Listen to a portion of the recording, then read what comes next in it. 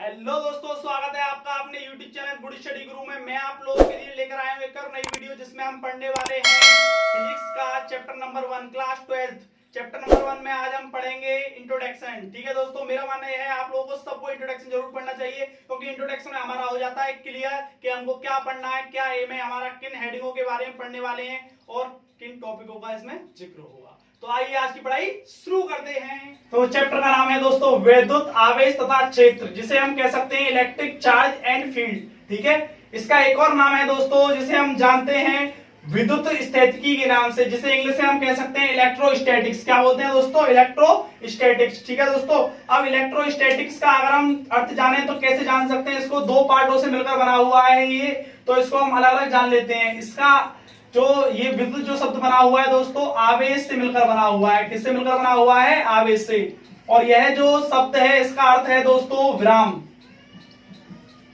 विराम है। ठीक है, अगर हम बात करें इसकी डेफिनेशन की, विद्युत स्थितिकी की डेफिनेशन की, तो डेफिनेशन कैसे दे सकते हैं दोस्तों? डेफिनेशन दे सकते हैं हम कि वैसा आवेश जो विराम की अवस्था में होता है उसके बारे में पढ़ना विद्युत स्थितिकी कहलाता है। एक और डेफिनेशन अच्छे तरीके से अगर हम देना चाहते हैं तो ये दे सकते हैं दोस्तों कि भौतिक विज्ञान की वह शाखा जिसके अंतर्गत आवेश विराम अवस्था में होता है तो उसके बारे में पढ़ना विद्युत स्थितिकी कहलाती है। ठीक है, या फिर कहलाती है। ठीक है दोस्तों, अब इस जब आवेश जो है विराम की अवस्था में होगा तो उसे हम विद्युत स्थितिकी के अंतर्गत रखेंगे। जब आवेश मूवेबल होगा तो वह विद्युत धारा बन जाएगा दोस्तों। जब दौड़ने लगेगा आवेश जो है तो वह विद्युत धारा बन जाएगा, जो कि हम चैप्टर नंबर 3 में पढ़ने वाले हैं दोस्तों। ठीक है, अब इसके नाम से हम एक और नाम बना सकते हैं चैप्टर का दोस्तों।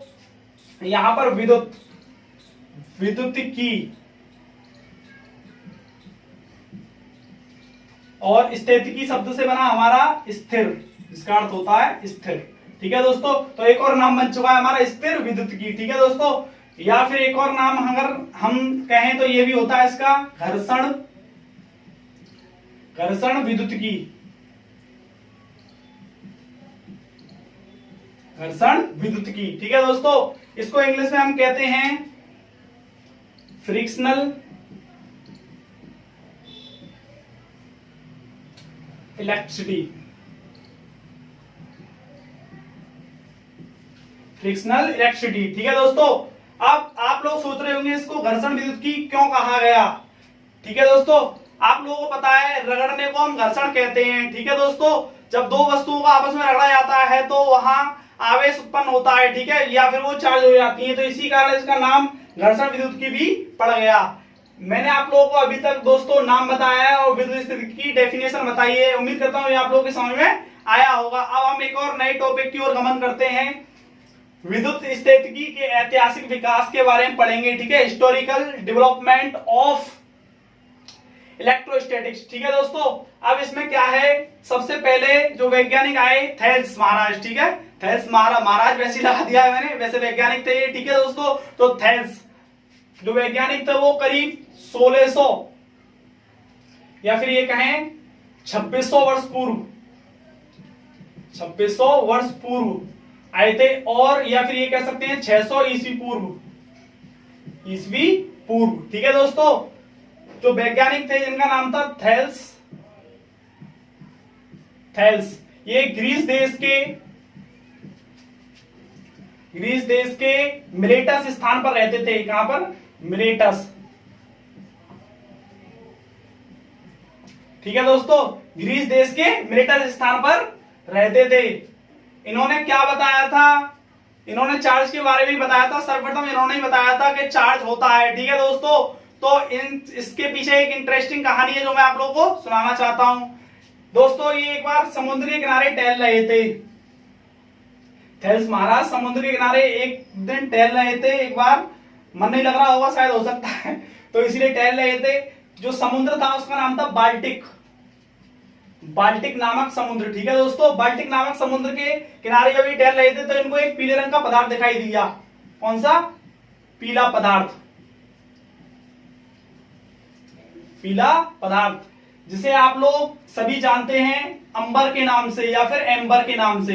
इसे इंग्लिश में बोलते हैं दोस्तों एम्बर। ठीक है दोस्तों, इसे इंग्लिश में बोलते हैं एम्बर और हिंदी में बोलते हैं अंबर। कुछ बुकों में एम्बर हिंदी में लिखा हुआ है और एम्बर भी लिखा हुआ है, तो कंफ्यूजन की स्थिति नहीं बननी चाहिए, दोनों एक ही है दोस्तों, एम्बर कहो या अंबर कहो, ये वो वाला अंबर नहीं है आसमान वाला, ठीक है दोस्तों। हाँ, ये पीला पदार्थ है, ठीक है। तो इन्होंने इस पीले पदार्थ को उठाकर घर ले आए और घर पे बिल्ली की खाल पर रगड़ दिया, बिल्ली की खाल पर, बिल्ली की खाल पर इसको अंबर को इन्होंने रगड़ दिया।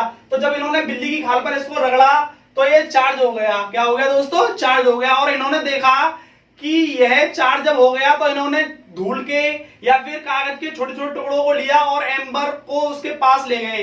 एम्बर को जब उसके पास ले गए दोस्तों तो यह देख पा रहे थे कि एम्बर इन छोटे छोटे कणों को अपनी ओर आकर्षित कर रहा है, जो कि आकर्षित मतलब आवेश उत्पन्न हो रहा है, उसमें क्या हो रहा है दोस्तों, चार्ज हो चुका था क्योंकि वो आवेश, तो इसी को हम क्या बोल रहे थे दोस्तों, आवेश। या फिर एक और बार हम समझते हैं तो ये कह सकते हैं कि जब अंबर जो है चार्ज हो गया था तो इन्होंने धूल के कणों या फिर ये कह सकते हैं तिनकों को अपने हाथ पर रखकर और इस तरीके से एम्बर को जब उनके पास ले गए तो हम देख रहे हैं कि एम्बर के पास ये चिपक रहे हैं, मतलब आकर्षित हो रहे हैं एम्बर से छोटे छोटे जो कण थे दोस्तों, ठीक है, जिसको हम चार्ज बोल रहे थे या फिर आवेश बोल रहे थे। इस तरीके से थेल्स महाराज ने बताया था कि आवेश कैसे उत्पन्न हुआ। अब एक और वैज्ञानिक आए, पहले इसे साफ कर लेते हैं, उनके बारे में बताएंगे। करीब आज से 400 वर्ष पूर्व या फिर ये कह सकते हैं 1600 ईस्वी में, 1600 ईस्वी में या फिर 400 वर्ष पूर्व, ठीक है दोस्तों। अब एलिजाबेथ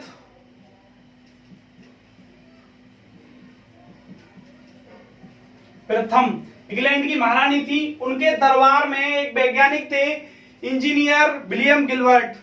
बाद में इन्होंने पीएचडी वगैरह कर ली तो इनके नाम के आगे डॉक्टर विलियम गिलबर्ट लग गया दोस्तों, पहले ये इंजीनियर थे, तो हम यहां लिख सकते हैं डॉक्टर विलियम गिलबर्ट, गिलबर्ट, ठीक है दोस्तों। पहले ये इंजीनियर थे, बाद में पीएचडी वगैरह कर ली इन्होंने, तो क्या नाम के आगे लग गया डॉक्टर, ठीक है। आप लोगों को सबको पता होगा डॉक्टर पीएचडी जब कर लेते हैं तो डॉक्टर नाम के आगे लग जाता है। तो इन्होंने एक पुस्तक लिखी दोस्तों,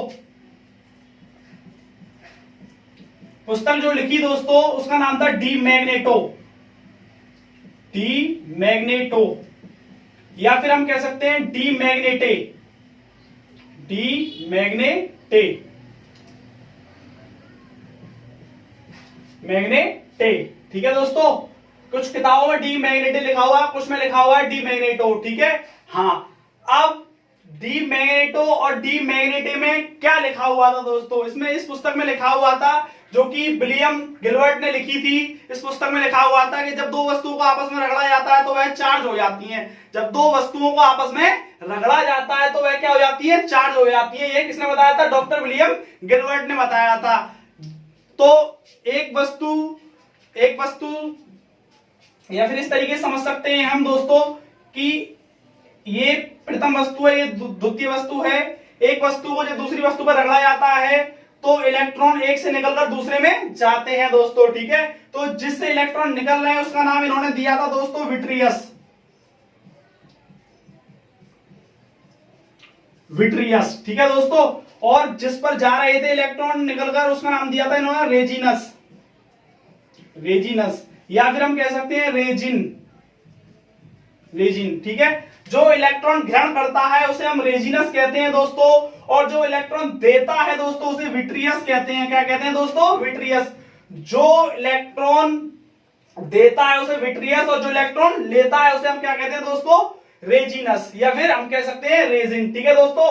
अब यहां पर इन्होंने और भी वस्तुओं को लिया जो जैसे कि रबड़ है और आपका प्लास्टिक है, कांच है, इनको भी रगड़ कर देखा तो इन्होंने यही बताया कि यह भी अंबर की तरह व्यवहार कर रहे हैं। किसकी तरह दोस्तों, अंबर की तरह व्यवहार कर रहे हैं, ठीक है दोस्तों। विलियम गिलबर्ट ने यह भी बताया कि जो वस्तु हमारी इलेक्ट्रॉन दे रही है उसको विट्रियस कहते हैं और जो इलेक्ट्रॉन ले रही है उसको रेजिनस कहते हैं दोस्तों। क्या कहते हैं, रेजिनस कहते हैं, ठीक है। दुनिया की जितनी भी वस्तु हैं या दुनिया के जितने पदार्थ हैं जो इलेक्ट्रॉन ले रहे हैं उनको रेजिनस कहते हैं, जो इलेक्ट्रॉन दे रहे हैं उनको विट्रियस कहते हैं। अंबर जो इलेक्ट्रॉन लेता है दोस्तों, ठीक है। अब यहां पर इन्होंने इतना ही बताया था। इनके बाद एक और वैज्ञानिक आए थे जिनका नाम था बेंजामिन फ्रैंकलिन। क्या था इनका नाम? Benjamin Franklin. तो थोड़ा मैसेज रफ करता हूं दोस्तों। Benjamin Franklin, Benjamin Franklin.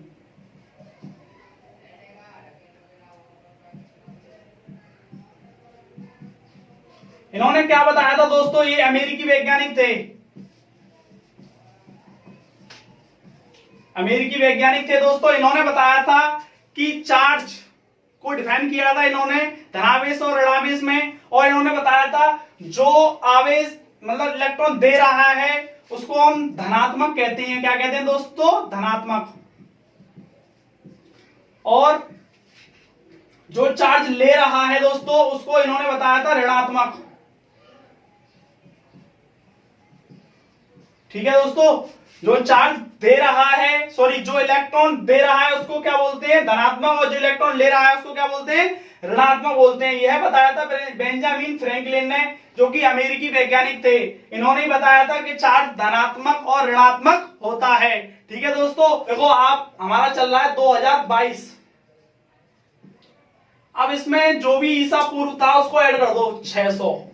ठीक है दोस्तों, तो 600 और 222 कितना हो गया? ऐड कर दो 2622 वर्ष पूर्व हुआ ये। इसका मतलब हुआ 600 ईस्वी पूर्व का 2600 वर्ष। अगर मैं कहूं 300 तो दोस्तों, तो 300 को ऐड कर देंगे 2022 में। ठीक है दोस्तों, तो यह हो जाएगा हमारा 300 और ये 2322, 2322 वर्ष। ठीक है दोस्तों, वर्ष निकालना आपको आ गया होगा ईस्वी पूर्व से। ठीक है, ईसा मसीह के जन्म के पूर्व से। ठीक है दोस्तों, तो आप लोगों को, और आप लोग किसी प्रकार का अगर आपको दिक्कत है तो आप कमेंट कर सकते हैं। ठीक है दोस्तों, वीडियो देखने के लिए बहुत बहुत धन्यवाद। Thanks for this watching videos. Thank you.